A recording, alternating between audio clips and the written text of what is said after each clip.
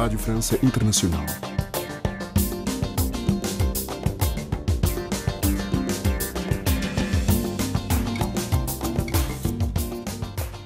Bem-vindos à segunda parte da nossa emissão. Fiquemos agora com a convidada da autoria de Lijans. Convidada.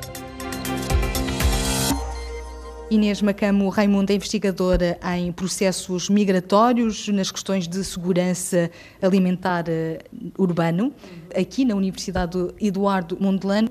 Falando em processos migratórios forçados e não forçados, qual é a realidade atual do país? O que eu devo dizer é que, para mim, em termos de conceito, é tudo igual. Forçado ou não forçado, é igual no sentido que se alguém muda de residência por algum motivo que o forçou a mudar. Isso de que há migrações livres, para mim não funciona, é tudo forçado.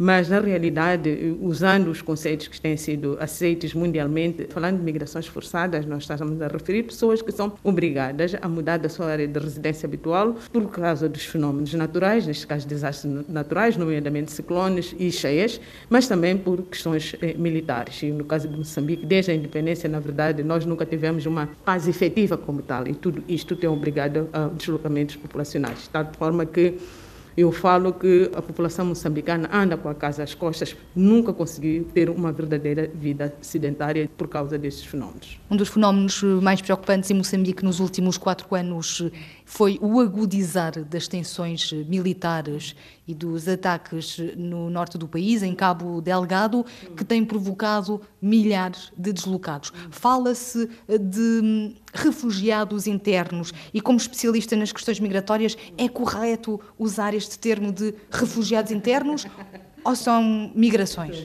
Bom, é exatamente isso que eu ia dizer. Não é correto falar em refugiado. Só é refugiado o indivíduo que atravessa uma fronteira internacional. Dentro do país não são refugiados, temos população deslocada internamente. Portanto, o conceito é exatamente este, que é reconhecido mesmo a nível das Nações Unidas, através da Convenção de Genebra de 1951, que reconhece refugiado todo aquele indivíduo que corre risco de vida e atravessa uma fronteira internacional. Internamente são deslocados internos. Mas há, no entanto, moçambicanos refugiados em países fronteiriços, como é o caso da Tanzânia. Sim, isso é lógico, porque a questão de moçambicano refugiado na Tanzânia ou no Malau ou qualquer outro país fronteiriço é histórico e funciona, como diria, uma retaguarda. Qualquer coisa que não funcione bem, as pessoas atravessam a fronteira. Isso aconteceu mesmo durante a Guerra Colonial, já aconteceu na altura do pagamento do imposto de palhota, que as pessoas tinham que fugir, sair de Moçambique, e toda essa dinâmica, de fato, obrigava à travessia da fronteira. A questão das fronteiras em África é uma questão que, de fato, sobretudo os povos fronteiriços não reconhecem como fronteiras. Estando em Cabo Delgado e passar por outro lado da Tanzânia, como se continuasse em Cabo Delgado, porque é o mesmo povo, temos a mesma cultura, falamos a mesma língua, mas porque existe uma linha de fronteira, aí sim consideramos que de fato as pessoas se tornam refugiadas pelo fato de atravessarem o rio Rovuma ou qualquer outra forma de travessia para a Tanzânia. Hoje, quantos refugiados e quantos deslocados existem em Moçambique? Infelizmente, não tenho dados corretos relacionados a números, porque a migração, de fato, é um fenómeno muito complexo de ser medido como tal. As pessoas estão em permanente mobilidade, tanto por guerra ou porque exatamente querem, atravessam para o outro lado da Tanzânia, estando lá vão dizer, olha, são refugiados. Mas se calhar foram para o outro lado não necessariamente porque estivessem à procura do refúgio qualquer, mas foram lá porque Cabo Delgado é parte daquilo que é do ser como moçambicano. Portanto, passar para a Tanzânia não necessariamente significa que é o refugiado, mas por causa da situação em que se vive, se há alguém do outro lado em Cabo Delgado, não, é refugiado. Então é muito difícil ter números exatos de refugiados na Tanzânia, sim. Há dados que apontam quase 1 milhão de refugiados deslocados, e pondo tudo no mesmo lado, apesar de ser incorreto, mas há quase 1 milhão de deslocados em Moçambique.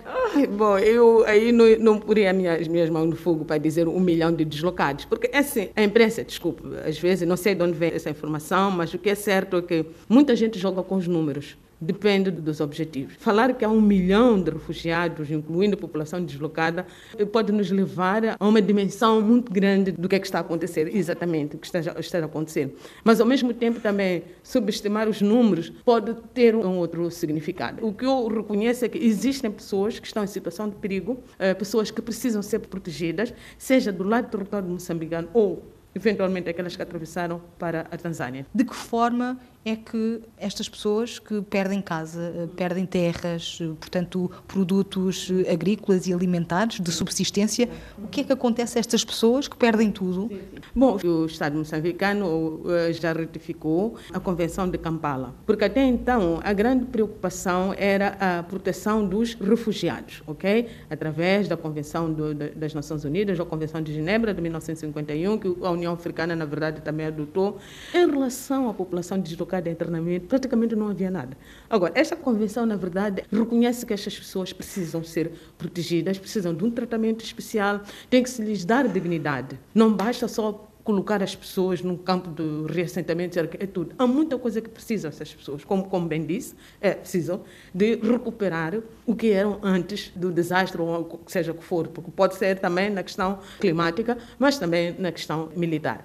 Neste sentido, significa que, ok, porque até então o discurso, as pessoas ficam naquele campo de reassentamento, mas ficam no reassentamento durante quanto tempo? Tem que se garantir as condições de segurança, em primeiro lugar, segurança, garantir também que as pessoas tenham a chamada resiliência. A resiliência, nesse sentido, o que é que significa? Tentar voltar à vida que tinham antes do evento ou do desastre que provocou a situação de deslocamento. Mas nem todas têm essa capacidade de resiliência. Claro que não, claro. Até imaginar tanta gente que é de diferente idade, oposição social ou econômica, etc. Então, é uma mistura neste lugar. Mas todos merecem segurança, todos eles precisam de voltar a ter um modo de vida que lhes possa garantir o seu sustento. Uma das grandes conquistas que Moçambique tem sobre a independência tem a ver com a terra, o direito à terra. A terra pertence ao Estado e cada moçambicano tem direito a uma porção de terra. E então, o que se deve fazer nessa altura? É funcionar os instrumentos, permitir que as pessoas tenham o seu pedaço de terra para poder fazer a sua agricultura, que seja uma fonte de renda. Há pouco falou dos deslocados nos tempos coloniais. Falar de deslocados nessa altura, portanto até 75, é falar de quem e de quê? Não falava exatamente de deslocados, falava de refugiados. Pessoas que saíram de Moçambique, passaram a atravessar as fronteiras em busca de proteção. Para além dessas pessoas, historicamente, temos aqueles que atravessaram as fronteiras porque estavam a fugir o pagamento do imposto de palhota, que era algo terrível. E fugiam também ao chibalo, que é trabalho forçado. Esse imposto era cobrado por Portugal? Sim, pelo Estado português, que todo indivíduo adulto, a partir dos 18 anos, tinha que pagar, independentemente de ter uma renda ou não. Tinha que pagar o imposto de palhota, ou significa o imposto da casa.